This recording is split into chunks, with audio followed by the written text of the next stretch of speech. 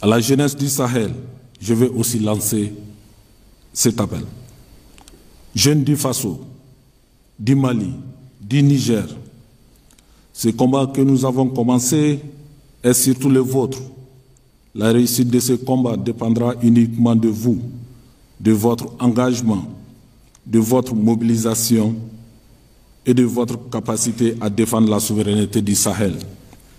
Et n'oubliez jamais, où que vous soyez, cette citation de feu Thomas Sankara, ancien président du Faso, je cite, « Si nous ne nous battons pas pour nous libérer, ils se battront pour nous garder esclaves à vie. »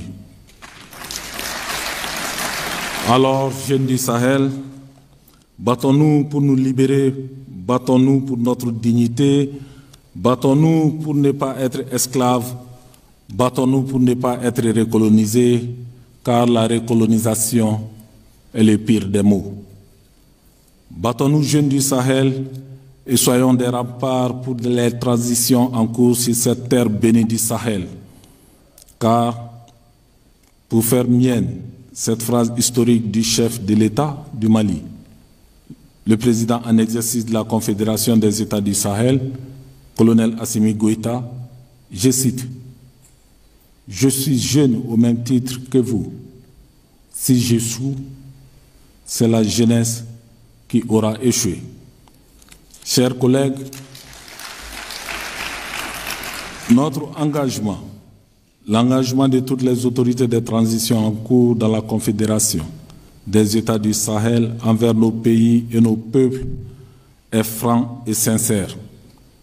Une seule volonté nous anime, servir humblement les Sahéliens et les Sahéliens avec honneur et dignité. Nous saluons la grande et belle performance de l'équipe du CNT, notre talentueuse équipe lors de l'édition 2024 de la Supercoupe de son Excellence le colonel Assimi Goïta, président de la transition, chef de l'État, a décidé de la rupture avec effet immédiat de nos relations diplomatiques avec l'Ukraine. Les actes posés par les autorités ukrainiennes non seulement touchent à la souveraineté du Mali, mais aussi constituent une agression contre notre nation, ainsi qu'un soutien au terrorisme international en violation flagrante du droit international, y compris de la Charte des Nations Unies. Le Conseil national de transition condamne fermement cette attaque injustifiée contre notre pays. Nous soutenons toutes les mesures adoptées par le gouvernement contre les agissements des autorités ukrainiennes. Nous sommes également en total accord avec la décision du gouvernement qui a demandé à l'ambassadeur de Suède, le 9 août 2024, de quitter notre pays dans les 72 heures suite aux propos hostiles de son gouvernement. C'est le lieu de saluer la réaction prompte et diligente de l'ensemble des autorités de la Confédération des États du Sahel face à cette implication inacceptable des autorités ukrainiennes et de leurs alliés dans les affaires internes de notre Confédération en général et de notre pays en particulier. Cela prouve que nous formons une même famille. Et lorsqu'un membre de la famille est injustement menacé, il est du devoir des autres de le défendre. La Confédération des États du Sahel atteindra ses objectifs qui sont le respect de notre souveraineté et bouter le terrorisme hors du Sahel. Nous les atteindrons car, comme le rappelait fort le président de la Confédération des chefs d'État de l'Alliance des États du Sahel, le colonel Assimi Goïta, dans son adresse le 16 septembre dernier, la Confédération des États du Sahel est le choix des peuples du Sahel. Vous nous permettrez également de saluer les autres annonces du président de la conférence des chefs de l'État de l'Alliance des États du Sahel, à savoir la mise en circulation du nouveau passeport biométrique de l'AES en vue d'assurer l'harmonisation des documents de voyage dans notre espace commun et de faciliter la mobilité de nos citoyens à travers le monde. La création d'une chaîne d'information commune afin de promouvoir une diffusion harmonieuse des informations dans nos 3 États. Monsieur le Premier ministre, chef du gouvernement, distingués invités, Mesdames et Messieurs, vous vous souviendrez que le mardi 17 septembre 2024, des groupes armés terroristes ont tenté de s'infiltrer à l'école de gendarmerie nationale de Faladje et à l'aéroport international président Modibo Keïta.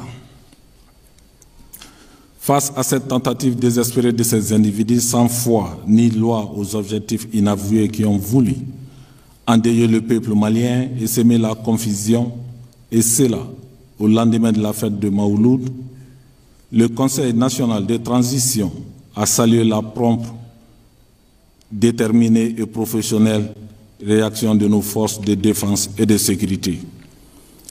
Nous réitérons notre condamnation avec vigueur et fermeté de ces attaques lâches et barbares contre nos forces de défense et de sécurité. L'objectif de ces attaques perfides et lâches à l'approche du 64e anniversaire de notre indépendance était de terroriser nos populations, instaurer la peur face à notre peuple déterminé. Ils ont échoué et ils échoueront toujours, car notre peuple est un peuple averti désormais. Oui, le vaillant peuple du Mali, digne descendant des glorieux empereurs, est un peuple averti qui préfère marcher fièrement, la tête haute, le regard fixe vers un État souverain, unifié et pacifié, que de courir les yeux fermés dans une impasse conceptuelle dite démocratique. Car ceux qui se croient aujourd'hui maîtres de cette démocratie n'ont malheureusement pas été des bons élèves à la matière. Notre réalité est loin d'être leur préoccupation et leur rêve est notre échec. Notre audace, notre courage et notre détermination les feront sortir de leur coma paternaliste. Notre audace, notre courage et notre détermination les feront sortir de leur coma paternaliste. Une troisième fois, si vous... Notre audace, notre courage et notre détermination les feront sortir de leur coma paternaliste. Distingués invités, Mesdames et Messieurs,